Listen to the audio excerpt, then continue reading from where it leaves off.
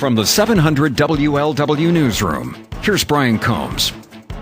Big stories we're talking about on the big one today, assessing the damage from the storms that rolled through the tri-state overnight. There wasn't a single tri-state county that at some point wasn't under a tornado warning, even though at this point we have no confirmed sightings of tornadoes. Most of the warnings that were issued, the tornado sirens going off because forecasters saw what on radar appeared to be a storm that had the potential to spawn a tornado. Wind gusts over 60 miles an hour were reported. The biggest damage we can find in the area of I-75 and Richwood.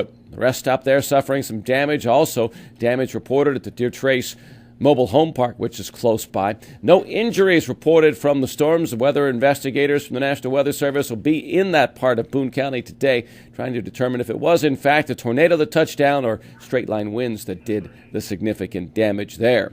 Looks like the tri-state gets a day or so to dry out, then more rain moves back in.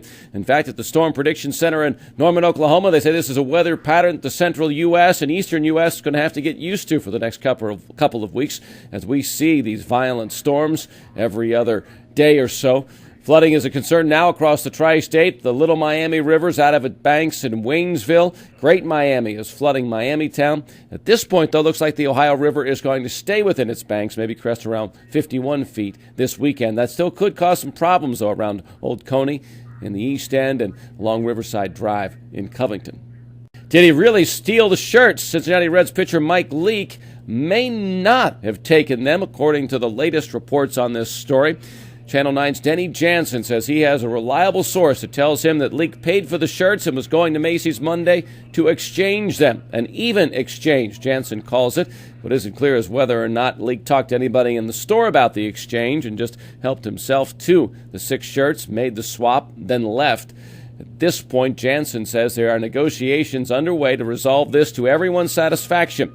What's being talked about, we don't know. Jansen will be on to discuss this with Bill Cunningham today at 12:06 on 700 WLW. 700 WLW Reds update. They could sure use a win. They've lost 3 in a row now, and 5 of their last 6. Got beat last night by the Arizona Diamondbacks. Tonight, Reds back at Great American Ballpark. They'll take on Arizona once again. Airtime is 6:06 on 700 WLW.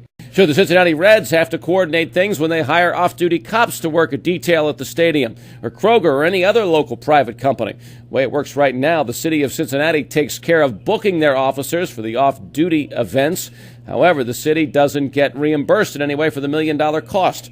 That's why the city was going to charge officers so much an hour if they wanted to go do these off-duty details. Now, a proposal from Councilman Charlie Winburn, who says that they ought to leave it to the private companies to book the officers. He says that's why the way the Hamilton County Sheriff's Department does it, and he thinks the city should do the same, so they could add that $1 million that they spend coordinating the program back into the general fund.